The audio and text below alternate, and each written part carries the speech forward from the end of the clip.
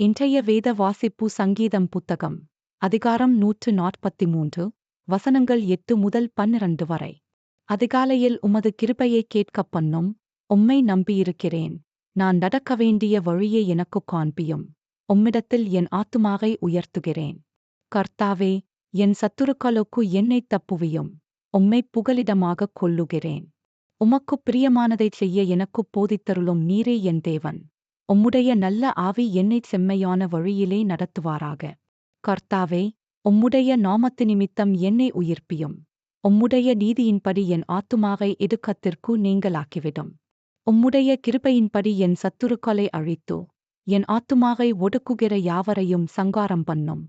நான் உமது அடியேன். கடவுள் உங்களை ஆசீர்வதிப்பாராக. நம்முடைய பிதாவாகிய தேவனாலும் கர்த்தராகிய இயேசு கிறிஸ்துவினாலும் உங்களுக்குக் கிருபையும் சமாதானமும் உண்டாவதாக.